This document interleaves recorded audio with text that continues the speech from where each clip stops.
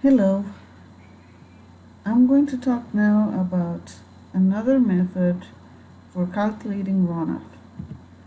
We had talked about the rational method, and the rational method, what you have is that Q equals CIA, and you shouldn't forget that. So here we have the runoff coefficient, the intensity of the storm, and the area. So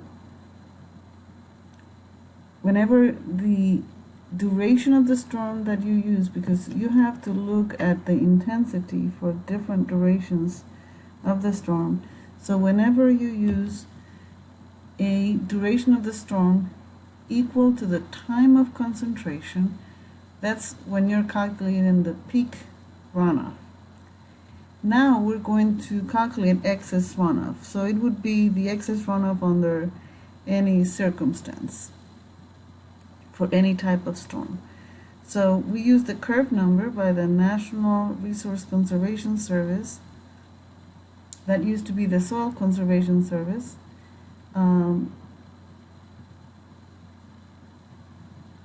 based on runoff curve numbers and cumulative rainfall depths.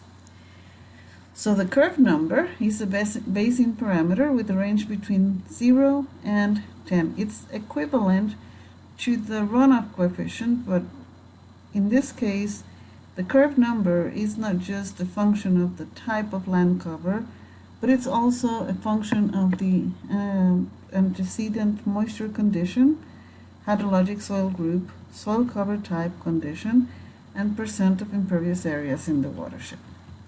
You have seen this before.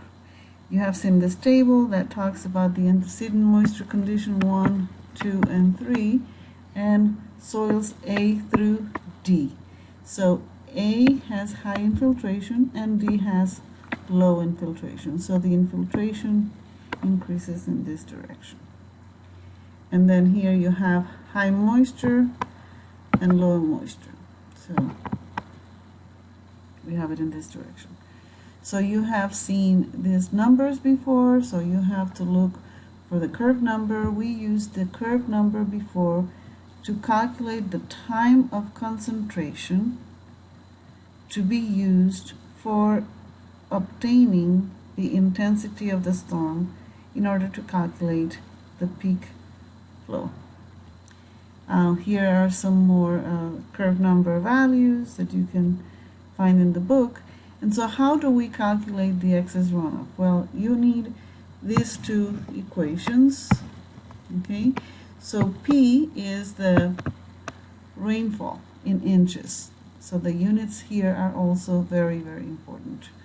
So with P and then with S, and S is calculated with the curve number. So the S is the soil moisture storage deficit in inches at the time of the rainfall. This curve number can be a curve number for a specific soil type and condition, or it could be the weighted average as we have seen before. So with that curve number you calculate S. So this is the first thing. You calculate the S, and then with the S and P you calculate R, which is the cumulative runoff or excess rainfall. So you can use this equation, or you can use a graphic format here. So for specific P, you're going to, let's say that it's 7 and that you have a curve number of 45. You go here until you intersect the 45 and then move to the left, and this would be the direct runoff here in inches. Very straightforward. So let's do one example, and then you will have two problems to discuss.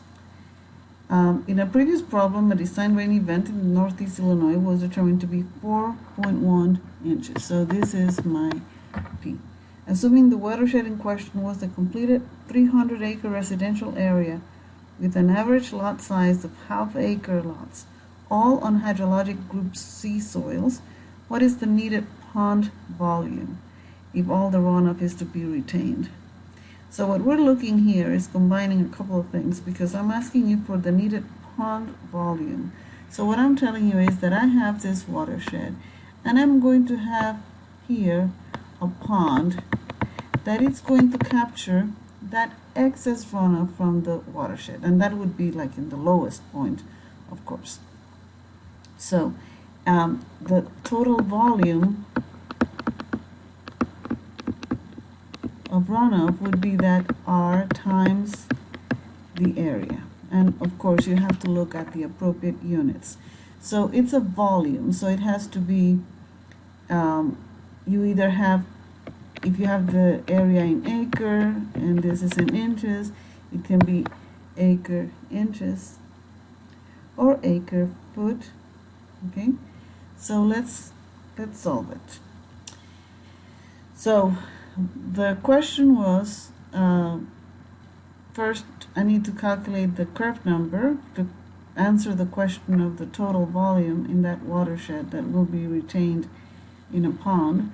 So it's average lot size of half an acre. So here I have the average soil type half an acre, and then it's a soil type C. So the first thing you have to do is to calculate with the P, right? And in this case the P was let's see, 4.1 inches. Okay, so you have 4.1 inches, and the curve number for that was 80. That's what we obtained here, 80. So then with that I go to the left, and then gives me the direct runoff in inches.